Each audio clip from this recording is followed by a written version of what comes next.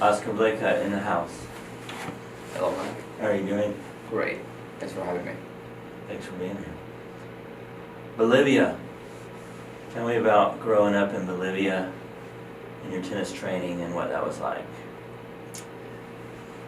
It's a few years back. Well, let me go back there. So I grew up. I started playing tennis when I was about 7, and I was fortunate enough to be part of a group, a big group of players that, since I was 7 all the way till I was about 18, it was always very competitive. Got to do the whole thing as far as training, playing tournaments, traveling the country, traveling internationally, and be able to represent my country since I was about 14.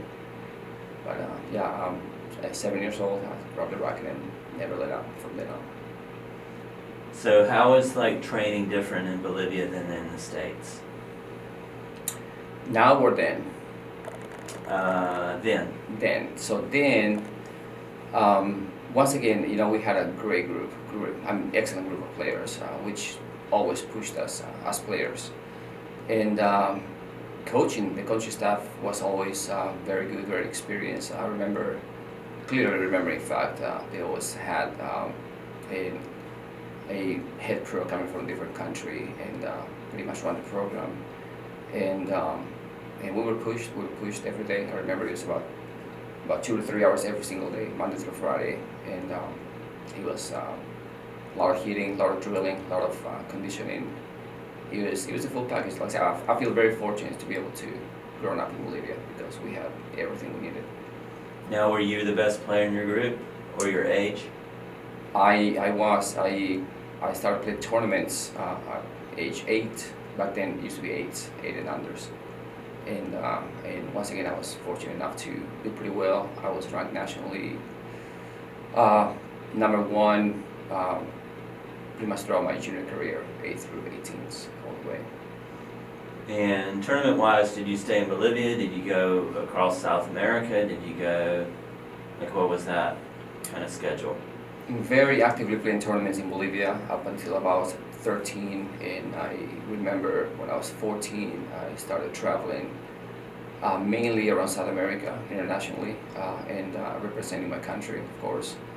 And from then on, I pretty much, I'll say half the year, I was traveling around the world actually, playing tennis, starting at 14. 16, I started traveling to Europe and playing all the ITF tournaments and competing internationally pretty much ever since, all the way through 18s. Now, did the country support that, like financially? Would they send you, or you had to come out of pocket? So the tournaments inside the country were pretty much subsidized by my parents. And internationally, there was support, not from the federation, but from my club. Okay. Our club had an amazing support towards the players where they helped out. They helped out pay either for traveling or coaching. I mean, they said coaches all the time, where we always had a coach or several coaches per se, depending on the number of players we had at the tournament. But yeah, it was a lot of support from either my club or sometimes the country. Can you play other sports also? So yeah, I grew up in South America. I had to play soccer, so I was a very avid soccer player till about almost 16. I played both tennis and soccer full time. I was playing soccer for 2 hours a day, and played tennis 2 hours a day. So that was that was up until about 16 really, and that's when I sort of gave up soccer and I kept it as a hobby, and then moved on to tennis full time, which I kind of had to because I was traveling a lot and pretty much representing my country throughout my junior years. So 4 hours, 2 hours soccer, 2 hours tennis. Yes. So what was, how many hours were you doing school then? Well, school in South America, and I believe it's still the same way, it starts at 8 o'clock in the morning and you're done by about 1:30 in the afternoon. So that's always been the case since, I don't know if that's changed nowadays, but all my elementary, middle school, and junior and high school years, 8 to 1:30 every day. So we had a good chunk of the afternoon to do a lot of things. Do you think kids in the U.S. are in school too much? too long of a day? No, I don't think so. But if you're playing a sport and you want to excel at the sport, I think right now there's like a lot of good options such as homeschooling and such where internet schooling where you are able to put in the hours for 10. Because otherwise, yes, I don't think there will be a good opportunity for performance players to excel going 8 to 4 and 2 for 30 sometimes. At what age did you kind of know or decide you were going to go to college in the States? I cannot pinpoint an age literally, but I can say probably my last couple of years in high school, I started grasping the idea of coming to the States in college. And what was that process like in choosing the school? Wow, man, this is so. The way I did it there, and my father was very adamant as far as me putting in the work to apply for schools and so on. So literally, I wrote probably about 30 letters to different coaches in the States, and pretty much sold myself as far as what have I accomplished and what my goals were, and literally put the letters in the mail, and just waited for replies, and sometimes they'll come within 2 months, 3 months, 4 months, 6 months, and won't hear from a coach. Back then there was no internet, so you couldn't go on the internet, fill out a form like you can do nowadays. But it was very old school, and I got a lot of responses. But what really did it to me was after I finished high school, I came to the States for about a year to train, and I got a lot more exposure there, and I got to see a lot more firsthand what it is to play college tennis here. So it was very eye-opening when I came here. Okay, so you graduate high school, then you come here for a year before you start college. Yes. Okay. Yes. And where did you go? I got recruited from many schools. I got recruited by Kansas. I got recruited from Notre Dame, Florida State.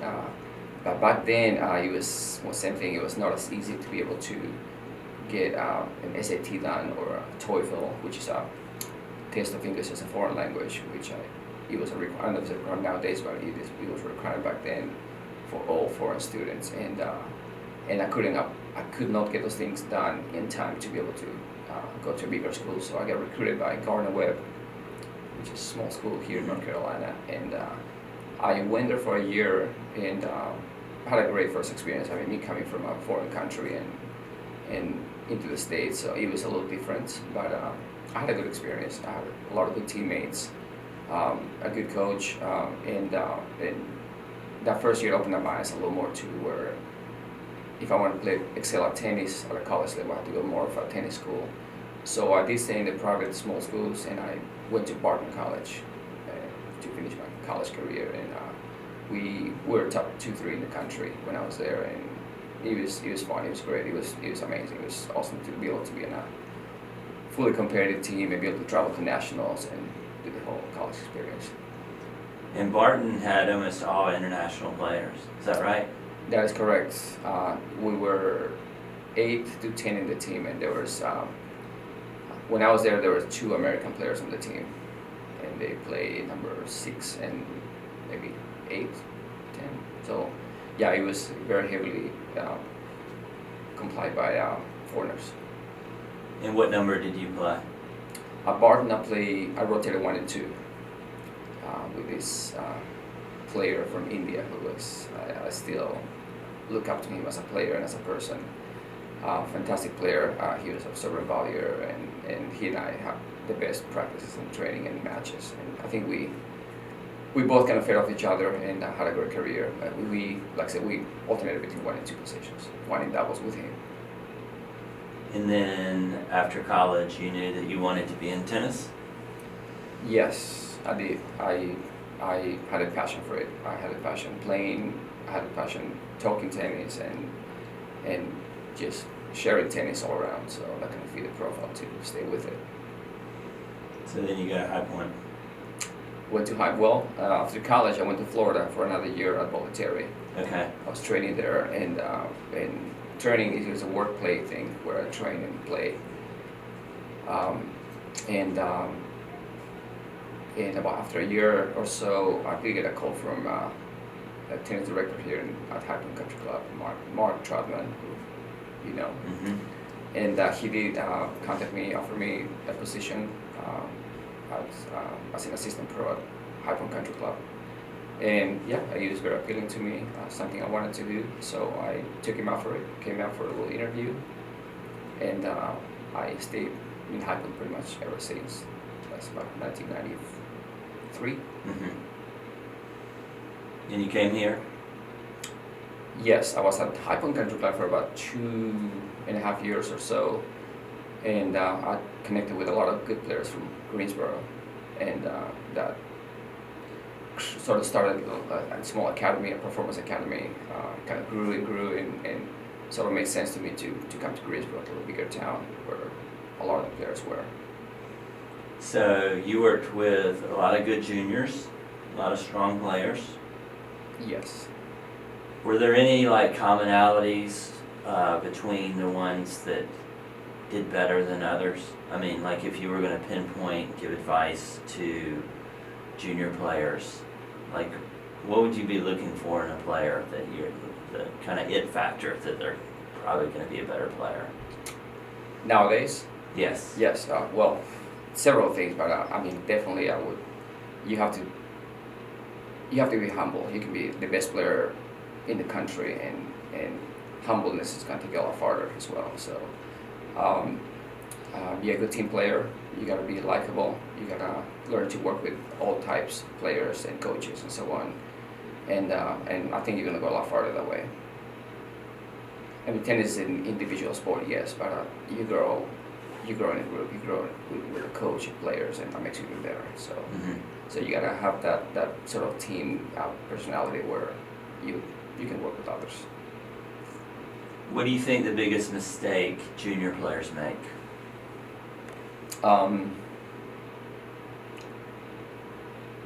I think well, there's a few, but biggest probably I would say changing coaches too much. It's not staying with the same person. Yes, and if it's not working, obviously you have to move on. But you can understand there's ups and downs in this sport when you grow as a player. So when you're up, you're great, but when you're down, you gotta work it out and try to work it out with who you are with and caring about you. And things work out. But I think a lot of players nowadays, they see a little flaw and a little down in their game, and they switch coaches right away. And I think that, or sometimes they go to 2 different coaches, 3 different coaches, and that just creates a lot of confusion, and you don't really get to grow as a player and build a chemistry and a relationship with a coach or a program, that is. What do you think tennis does for kids? Like training tennis, a lot of them move on, play tournaments or college, but what do you think? What do you see as the benefits to doing that? Because it is a big commitment to play tournament tennis, college tennis. What do you think the effects of that is for the kids? Well, traveling right now and playing tournaments, I mean, right now you gotta sort of chase the better tournaments, the bigger tournaments, to A, grow as a player, and B, to build a rapport for yourself. If you're ever gonna want to play college, you gotta improve your UTR ranking, and overall, I mean, traveling and playing tournaments, it is where it is gonna make you a better player. So you had one famous student. How good, you started working with John Isner at what age? So John was, I don't know the exact age, but he was around 8, 9. I was actually playing a tournament in Winston-Salem. It was the Flow Motors Invitational, which is now the Winston-Salem Open. Played it a couple of years, 2-3 years, but that's where I met the Isners. I remember during the tournament they came talk to me, and they just expressed the interest of start training with me, and I didn't know them, so I just like any other player, I accepted their, I wanted to work with them, and ever since, I mean, we grew a coach-player relationship and worked with them ever since, 8, 9 years old to about until he went to college.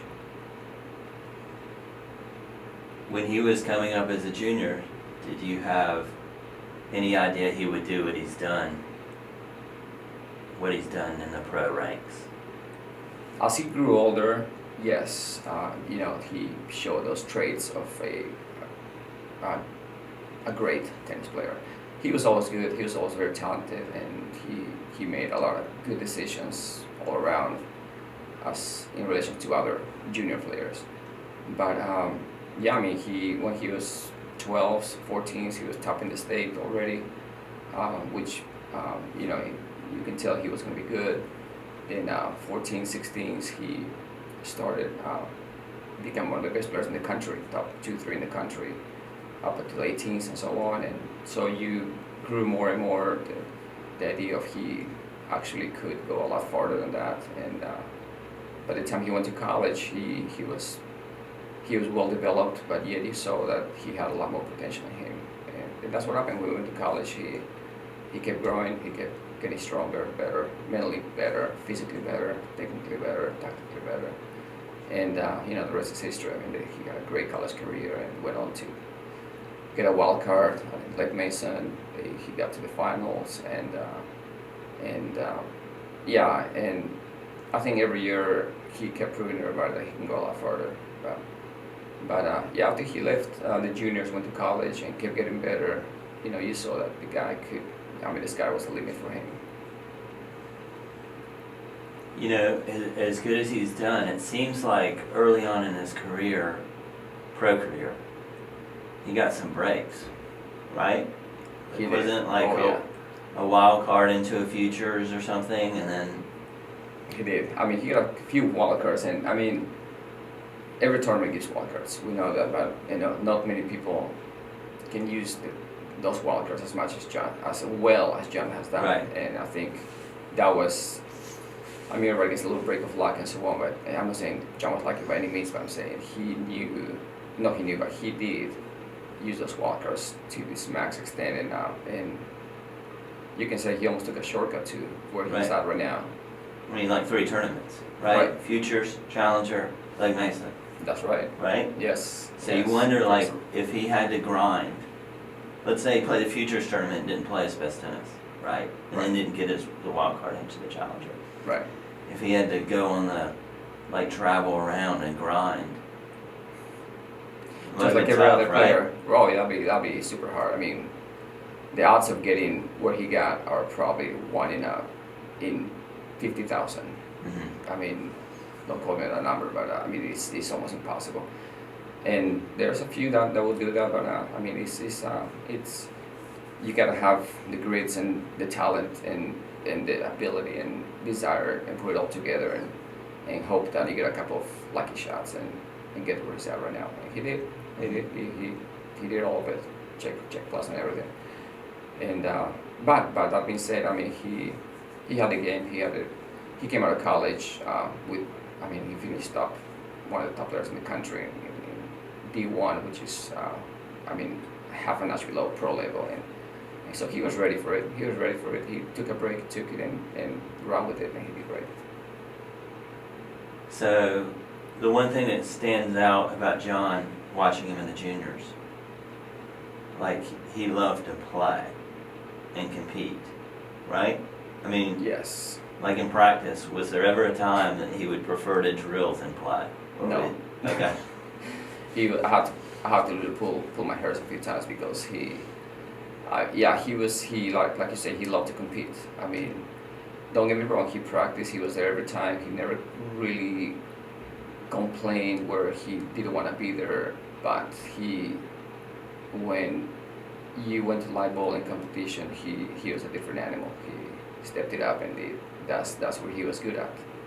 He was great at it, and still great at it. He's probably, I would say, one of the most competitive players in the world. In our age, which is super hard.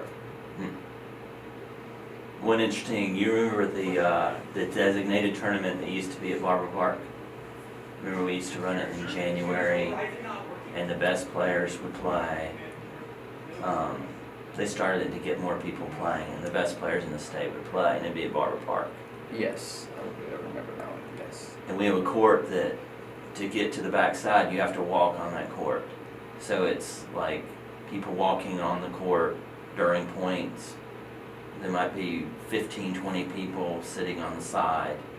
Yes. And I remember the schedule would get really late for that tournament, right? Like matches would go off at 10, 10:30, 11 for a junior tournament. I remember that. And John, I always remember this about John. He would be like, and it was court 4 that was kind of the crazy court. And he said, I want to play on court 4. I don't care how long I need to wait.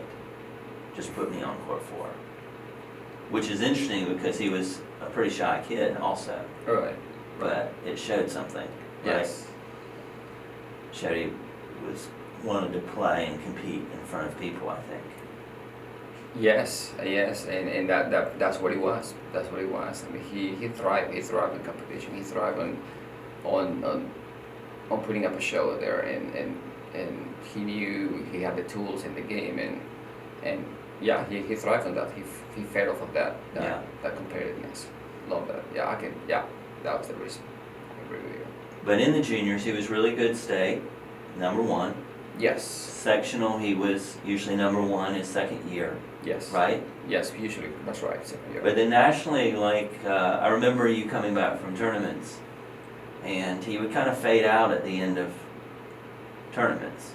He hit. I think that was him not being fully developed as a player. Mm-hmm. I mean, he had the tools, he had the game, mental toughness, talent, but physically he had some work to do. But I think got in most of the tournaments. You're absolutely right. He was the kind of player that got very far, but had a hard time finishing off a huge tournament. But that was him not being fully developed. Yeah. As the player he is now.